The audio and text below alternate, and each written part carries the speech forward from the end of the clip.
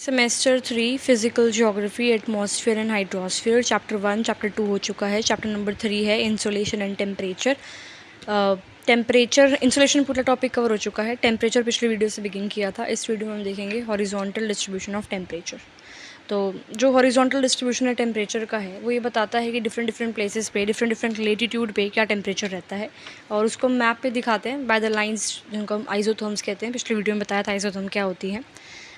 Isotherm वो basically lines है जो कि सेम टेम्परेचर की प्लेसेस को कनेक्ट करती है, ठीक है। और कन्फ्यूजन अवॉइड करने के लिए कॉज्ड बाय डिफरेंट ऑल्टीट्यूड, क्योंकि ऑल्टीट्यूड से टेम्परेचर वेरी करता है, इसीलिए जो हम आइसोथर्म बनाते हैं, जिन प्लेसेस पे बनाते हैं उन सब प्लेसेस का जो ऑल्टीट्यूड है वो सेम मान के चलते हैं, ठीक है। तो temperature are reduce to sea level, मतलब टेम्परेचर जो है सी लेवल पे एक जगह है, एक जगह है ए, एक जगह है बी, दोनों का ऑल्टीट्यूड अलग अलग है, तो ऑब्वियसली टेम्परेचर अलग अलग होगा, तो हम आइसोथर्म नहीं बना पाएंगे, ठीक है। तो हम मानते हैं उन दोनों प्लेसेस का ए और बी का टेम्परेचर एट सी लेवल, और फिर उसके हिसाब से आइसोथर्म हम बनाते हैं, ठीक है। अब कुछ की पॉइंट्स, कुछ कैरेक्टरिस्टिक्स देखते हैं आइसोथर्म्स की। पहली तो ये है कि they run parallel to latitude, ठीक है। जो लाइंस अर्थ पे ईस्ट टू वेस्ट होती हैं लैटिट्यूड्स, उनके पैरेलली आइसोथर्म्स होती है। दिस इज़ बिकॉज जो प्लेसेस है सेम लैटिट्यूड पे उनमें सिमिलर अमाउंट ऑफ सनलाइट आता है, तो इसलिए सिमिलर टेम्परेचर है, राइट। तो इसलिए लैटिट्यूड के पैरेलल आइसोथर्म्स बनते हैं। फिर second point, land and water effect दे रखा है। जो लैंड और वाटर है वो डिफरेंट तरीके से हीट होते हैं, कूल होते हैं डिफरेंटली। आपको पता है कि जो पानी है वो बहुत देर में गर्म होता है एज़ कम्पेयर टू लैंड, और बहुत देर में ही ठंडा होता है एज़ कम्पेयर टू लैंड। तो ये डिफरेंशियल हीटिंग है लैंड और वाटर की, ठीक है। इवन जो प्लेसेस हैं सेम लैटिट्यूड पे उनके अलग अलग टेम्परेचर हो सकते हैं। अगर उस सेम लैटिट्यूड पे एक जगह लैंड पे और एक जगह ओशन में नियर द ओशन है, तो सेम लैटिट्यूड पे दो प्लेसेस हैं लेकिन एक लैंड पे है एक ओशन पे है, तो उनकी जो टेम्परेचर है वो अलग अलग होगा। तो इसीलिए जो आइसोथर्म्स है वो स्लाइटली बेंड कर जाती है जब वो लैंड से ओशन या ओशन से लैंड क्रॉस करती है, ठीक है। Third point, southern hemisphere. Southern hemisphere जो है उसके अंदर ज़्यादा पानी है। अगर आप मैप पे, वर्ल्ड मैप पे देखोगे तो southern hemisphere has more water than land, जिसकी वजह से मोर यूनिफॉर्म टेम्परेचर्स वहाँ पे होते हैं। तो आइसोथर्म्स जो हैं सदर्न हेमिस्फीयर में वो उनके अंदर जो बेंड्स हैं वो कम होते हैं as compare to your northern hemisphere. फिर आ जाता है स्पेसिंग ऑफ आइसोथर्म्स। तो डिस्टेंस बिटवीन आइसोथर्म शो करता है कि कितनी क्विकली टेम्परेचर चेंज कर रहा है। अगर जो लाइंस हैं वो दे आर क्लोज टुगेदर, तो इसका मतलब टेम्परेचर रैपिडली चेंज हो रहा है, और अगर दूर दूर है आइसोथर्म की लाइंस, इसका मतलब टेम्परेचर जो है वो स्लोली चेंज हो रहा है। फिर नेक्स्ट पॉइंट है tropics and poles, tropics versus poles. Near the equator जो ट्रॉपिकल रीजन है वहाँ पे टेम्परेचर्स हाई होते हैं, तो आइसोथर्म्स की वैल्यू यहाँ पे हाई होगी। पोल्स के आसपास जो टेम्परेचर्स हैं वो कम होते हैं, तो आइसोथर्म्स की वैल्यू यहाँ पे कम होती है।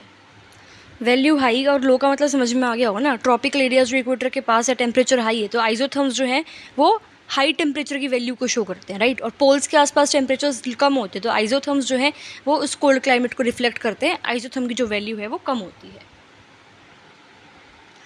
अब ये देखो, जनवरी और जुलाई में जो टेम्परेचर है अर्थ पे वो अपने एक्सट्रीम्स को पहुंच जाते हैं। मतलब जनवरी अगर आप देखोगे तो बहुत सर्दी का महीना है अगर हम देखते हैं नॉर्दर्न हेमिस्फीयर में, और सदर्न हेमिस्फीयर में देखें तो जनवरी में गर्मी होती है। जुलाई की बात करें तो जुलाई में मैक्सिमम गर्मी होती है नॉर्दर्न हेमिस्फीयर में, मैक्सिमम सर्दी होती है जुलाई में सदर्न हेमिस्फीयर में।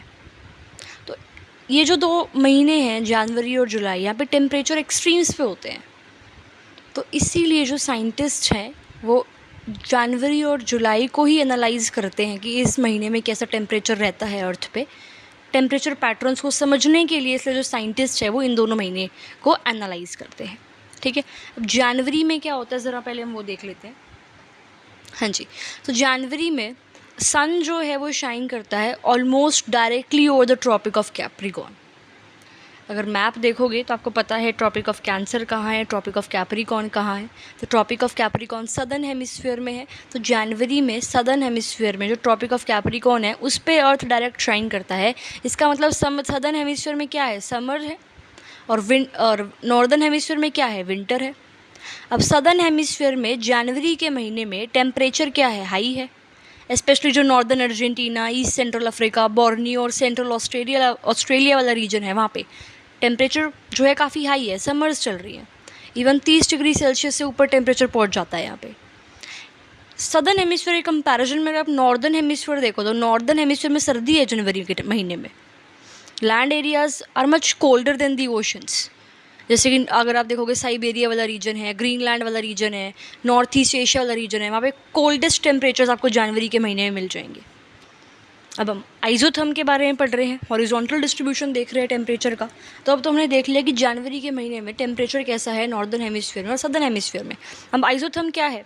वो लाइंस मैप्स पे जो उन प्लेसेस को कनेक्ट करती हैं जिनका सेम टेम्परेचर होता है, और वो लैंड और ओशन में बेंड करती है lines because of differential heating of land and ocean. ठीक है। अब नॉर्दर्न हेमिस्फीयर में जो लाइंस हैं आइजोथर्म्स जो हैं वो पोलवर्ड यानी कि नॉर्थ की तरफ बेंड करेंगी जब वो ओशंस को क्रॉस करेंगी। जब लैंड से ओशन की तरफ अगर हम नॉर्दर्न हेमिस्फीयर की बात करें तो नॉर्दर्न हेमिस्फीयर में जब आप आइजोथर्म्स बनाओगे और आपको पता है कि नॉर्दर्न हेमिस्फीयर में जो लैंड है वो ज़्यादा ठंडी है और जो ओशन है वो एज़ कम्पेयर टू लैंड गर्म है नॉर्दर्न हेमिस्फीयर में। तो जब ओशन से क्रॉस करके लैंड की तरफ जाती है आइजोथर्म नॉर्दर्न हेमिस्फीयर में तो वो पोलवर्ड जो है बेंड करेंगी। ठीक है। और टूवर्ड्स द इक्वेटर जब वो लैंड को क्रॉस करे, जब लैंड से ओशन की तरफ जा रही है, लैंड जो है थोड़ी गर्म है, ओशन थोड़ा लैंड जो है थोड़ी ठंडी है, ओशन थोड़ा गर्म है। Land areas are much colder than the oceans. ठीक है। तो जब आइजोथर्म्स आपकी टूवर्ड्स द पोल बेंड कर रही हैं, जब वो ओशन से क्रॉस कर रही है यानी कि ओशन से लैंड की तरफ जा रही है तो टूवर्ड्स द पोल बेंड हो रहा है, और जब लैंड को क्रॉस करके ओशन की तरफ जा रही हैं तो टूवर्ड्स दी इक्वेटर साउथ की तरफ जो है बेंड हो रहा है। तो ये क्यों हो रहा है? बिकॉज लैंड और वाटर जो है डिफरेंट तरीके से हीट करते हैं। ठीक है। लैंड एरियाज मच कोल्डर है यहाँ पे इन ओशन के कंपैरिजन में। ध्यान रखना है 3 पॉइंट कि लैंड ज़्यादा ठंडी है, तो जब ओशन से लैंड पे जाते हैं तो ऊपर नॉर्थ की तरफ बेंड करेंगी एक आइजोथर्म। लैंड ठंडी है, ओशन थोड़े से गर्म है। ठीक है। ध्यान समझ में आ रहा होगा ना इजीली। और जब लैंड को क्रॉस करके ओशन की तरफ जा रहे हैं, ओशन हल्के से गर्म है तो इक्वेटर की तरफ बेंड करेंगी आइसोथर्म्स। ठीक है। फिर ये तो नॉर्दर्न हेमिस्फीयर की बात थी। सदर्न हेमिस्फीयर की अगर हम बात करें तो वहाँ पे ज़्यादा पानी होता है, लैंड मासेस बड़े बड़े बहुत कम है, तो टेम्परेचर यूनिफॉर्म ही रहते हैं। तो आइसोथर्म्स में जो बेंड होता है वो कम होता है और थोड़े से दे आर स्पेस्ड। ठीक है। मतलब उनके बीच में जो स्पेसेस है थोड़ा ज़्यादा है, तो इसका मतलब टेम्परेचर जो है वो ग्रेजुअली चेंज होता है। कहाँ पे? सदर्न हेमिस्फीयर में। ठीक है। तो जनवरी के महीने में नॉर्दर्न हेमिस्फीयर में कोल्ड विंटर टेम्परेचर्स हैं, सदर्न हेमिस्फीयर में वार्मर समर टेम्परेचर्स हैं। पैटर्न ऑफ आइसोथर्म्स बता दिए मैंने कैसे डिफर करते हैं दोनों हेमिस्फीयर्स में due to the varying influence of land and water. अब आप मैप पे भी देख सकते हो ये चीज़। This is the map distribution of temperature in January. यहाँ पे देखो बेंड्स कम है सदर्न हेमिस्फीयर में, यहाँ देखोगे बेंड्स कुछ ज़्यादा ही है सी। ठीक है। अब देखते हैं जुलाई। अब जुलाई के महीने में नॉर्दर्न हेमिस्फीयर में गर्मी है और सदर्न हेमिस्फीयर में सर्दी है, क्योंकि जो सन है वो ट्रॉपिक ऑफ कैंसर जो कि नॉर्दर्न हेमिस्फीयर में है उसमें ऑलमोस्ट डायरेक्टली शाइन करता है। तो जुलाई के महीने में क्या होता है ज़रा ये देखते हैं। नॉर्दर्न हेमिस्फीयर में अगर देखें तो समर होती है, टेम्परेचर्स हाई होते हैं। हॉटेस्ट एरियाज़ जो हैं वहाँ पे टेम्परेचर 30 डिग्री सेल्सियस से ऊपर हो सकते हैं, और ये हॉटेस्ट एरियाज़ कौन से हैं? जो कि 10 डिग्री से 40 डिग्री नॉर्थ लैटिट्यूड में लाई करेंगे। नदर्न हेमिस्फीयर में 10 डिग्री और 40 डिग्री के बीच में जो प्लेसेस हैं वो सबसे ज़्यादा गर्म होती है, जैसे कि south east USA, Sahara desert, Arabia, parts of China, small part of South India, Iraq, Iran और अफ़गानिस्तान। और अगर आप ग्रीनलैंड देखोगे, जो नॉर्दर्न हेमिस्फीयर में माउंटेनियस रीजन्स हैं वो बहुत ठंडे रहते हैं, टेम्परेचर बिलो फ्रीजिंग पॉइंट आ जाता है वहाँ पे। अब आइसोथर्म्स की बात करें, समझ में आ गया वेदर कैसा है नॉर्दर्न हेमिस्फीयर में और सदर्न हेमिस्फीयर में जुलाई के महीने में। अब हम बात करेंगे आइसोथर्म्स की, जो कि टेम्परेचर लाइंस हैं आपकी। नॉर्दर्न हेमिस्फीयर में डिफरेंट तरीके से बेंड करेंगी वो जब लैंड से ओशन को क्रॉस करती हैं। ठीक है। और सदर्न हेमिस्फीयर में दूसरे तरीके से बेंड करेंगी। अब देखो नॉर्दर्न हेमिस्फीयर की अगर हम बात करें तो जब आइसोथर्म्स आपके क्रॉस करते हैं ओशंस को तो वो इक्वेटर की तरफ बेंड करते हैं, और जब वो क्रॉस करते हैं लैंड को टूवर्ड्स द पोल बेंड करते हैं, क्योंकि लैंड जो है it heats up and cools down more quickly than water. समझो 3 पॉइंट होते हैं सिंपल से कि जो लैंड है it heats up and cools down more quickly than water.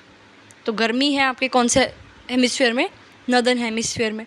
तो लैंड जो है it cools up, heats up and cools down more quickly than water.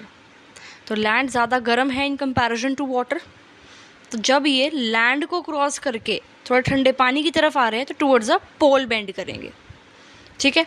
अब ओशन ठंडे है, लैंड गर्म है, तो ठंडी जगह से गर्म जगह जा रहे हैं, एक्सोथर्म्स की बात हो रही है, तो वो इक्वेटर की तरफ बेंड करेंगे, ठीक है। सदर्न हेमिस्फीयर में सर्दी है, टेम्परेचर ज़्यादा कूलर है, तो आइसोथर्म यहाँ पे अपोजिट डायरेक्शन में बेंड करेंगे as compare to the northern hemisphere, ठीक है। अब आइसोथर्म्स के बीच में अगर हम स्पेसिंग देखें तो वाइडर है over the oceans and over land. इसका मतलब जो टेम्परेचर है वो मोर ग्रेजुअली चेंज हो रहे हैं over water than on land. Over जो वाटर जो आइसोथर्म्स है उनके बीच में जो स्पेसिंग है वो ज़्यादा है, इसका मतलब टेम्परेचर वहाँ पे मोर ग्रेजुअली चेंज हो रहा है, और लैंड में इतना ग्रेजुअली चेंज नहीं हो रहा है क्योंकि वहाँ पे जो आइसोथर्म के बीच में स्पेसिंग है वो इतनी ज़्यादा वाइड नहीं है।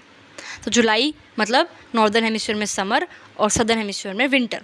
हॉटेस्ट एरियाज़ नॉर्दर्न हेमिस्फीयर में 10 से 40 डिग्री नॉर्थ लेटीट्यूड के बीच में मिलेंगे, लेकिन जो उससे ऊपर की जगह है जैसे ग्रीनलैंड वो ठंडी ही रहती है। आइसोथर्म्स की bending over land and oceans different है, और वो मैंने आपको बता दिया किस तरह से है। ये देख सकते हो आप distribution of temperature in July. So this was all for this video. अब नेक्स्ट वीडियो में हम देखेंगे temperature anomaly, maximum and minimum temperature, mean daily temperature, mean monthly temperature, annual mean temperature of a place, and range of temperature क्या होती है, और फिर 2 type की होती है वो, और क्या फैक्टर्स हैं जो उन दोनों रेंजेस को अफेक्ट करते हैं, ये हम देखेंगे नेक्स्ट वीडियो में।